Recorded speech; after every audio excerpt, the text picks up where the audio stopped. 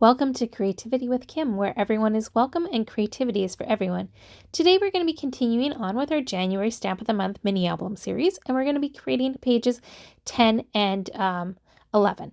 So here are the pages we've already completed using the January Stamp of the Month, and we're basing it on this These Little Piggies album, and those are the 2 pages we're creating today. So we're going to get all of our supplies ready. You can find the link in the description box for the cutting guide, as well as the playlist for all of the previous pages that we've created, and also the supplies. So to start with, we're going to take this yellow piece of cardstock, and we're going to use our intense black ink and that little flower image, and we're going to stamp flowers, just the flowers, not the whole image, the tops of the flowers along the whole edge of this page. Okay, we're going to be coloring in some of them after. We're just going to set it aside to dry for a moment. And the other one had a word repeated. This time I'm going to use the You Make Me Smile, and I'm going to stamp it in Archival Black ink because I'm not coloring on this one. And the Archival Black ink is great for sentiments. It's really crisp and really nice and dark. So I was debating if I should stamp it more on either side, and I had stamped it towards the top edge, and I wasn't sure if that's how I wanted it for this, so I flipped it over, and it's a darker green on that side, and I decided to stamp it exactly in the middle.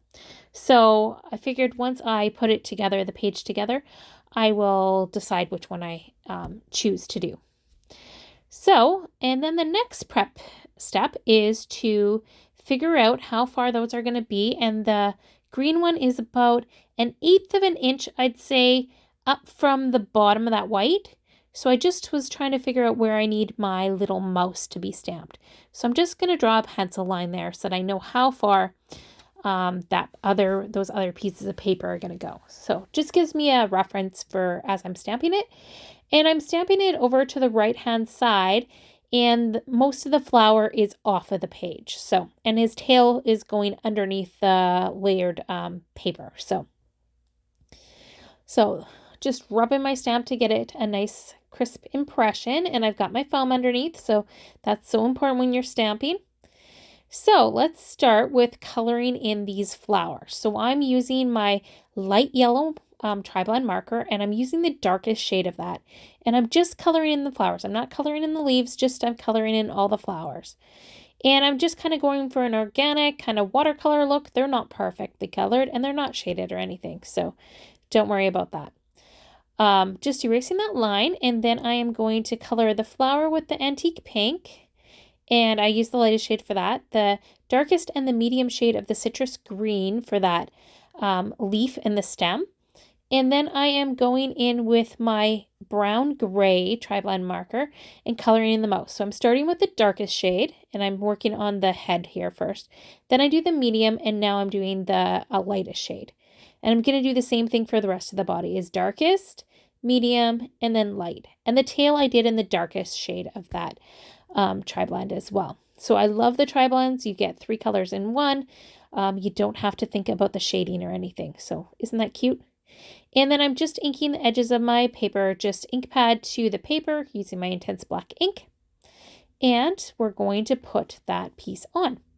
And it's getting centered, so it's about 1/4 of an inch on all sides. And then we're going to put on the green strip, which I said is about 1/8 of an inch up from the bottom of that white piece. And just checking to see which one I liked better. And I decided to go with the original with it near the top. That way I have room to add my bling and stuff, but you could really do either and it would look nice. So whatever you decide to do is perfectly fine. And I love the dot adhesive from Close to My Heart because when you go over the lines for those narrow pieces, it just rubs right off your mat afterwards. So there you go. That's cute. And let's get out some clear sparkles and add those. So I'm doing one in the darkest shade of the green turquoise, one in the darkest shade of the antique pink. And then I go in and decide that I want another one for up there. And so I color that in the darkest shade of the dusty purple. And there we go. That's that page, page 10. So then we'll move on to page 9 or 11. I'm going backwards in my head. All right. Here's page 11. And so we're just going to grab all our pieces, and we have a little bit of stamping to do this time.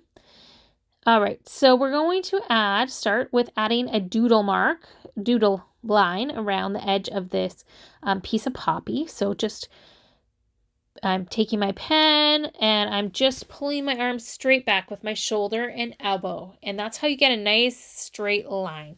My hand is resting on my Versamat, and that's how I'm doing it. So this piece is just going to go there, and I'm going to stamp "Oh Happy Day" at the bottom of it. So we're going to start with that.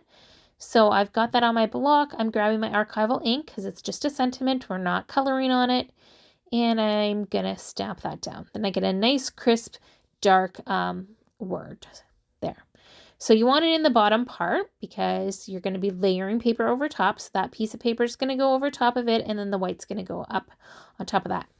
So I've grabbed my white one, and I'm going to stamp these bunnies, and I'm going to be stamping them off the side. So that's why I have my scrap piece of paper underneath. You can see it's gotten a lot of love over the course of making these layouts. So I'm having fun with this. I hope you guys are enjoying all of the videos that I've been doing. And I plan to also change these up and make them into cards as well. So you can see, if you're not a scrapbooker, you can see how you could use them for a card as well. So we've got that stamped with our intense black ink, and we are going to start coloring it. So I'm going to use my antique pink, my citrus green, as well as I was going to do the brown gray, but I grabbed the muted brown instead. So I used the darkest shade and the lightest shade of the antique pink for the flower, and the darkest shade and the medium shade of the citrus green. And now I'm going in with all 3 colors of the muted brown. So I'm start with my darkest shade and just kind of go over the lines, and that's what I did for the other 2 parts. Go over the lines, then come in with my medium shade right next to it, and then I go over the rest with my lightest shade. So I find that that gives me a nice image. The tails I'm doing with the lightest shade, and then just going around the little edge where there's the little lines with the darkest shade. Same thing I'm going to do with the adult bunny rabbit as well. So I find that gives it a nice shading. You can, if you're finding some of the edges are still too dark or it's kind of blotchy, just go over it with the light and it'll smooth it all out. You do want to work in smaller areas at a time. So that's why I did the ears, then I did the head kind of thing, and then I did other parts of the body. Because if you work in too large of an area at once, your markers, the ink dries on the paper, right? And then it doesn't blend as smoothly. So just something to note. If you want for best results, work in small areas at a time. And then I'm inking the edges like I've done with all my other ones with the intense black ink. So this piece goes about 1/2 inch over, and then this other piece goes up about 1/2 inch and 1/4 inch from either side. And then this piece goes right on top of that. So it's about 1/2 inch from the top and 1/4 inch from either side. And then we're going to add some bling again, and I did it with the green turquoise, the antique pink, and the dusty purple, and it's the darkest shade of all of those. So there we go. That's another page.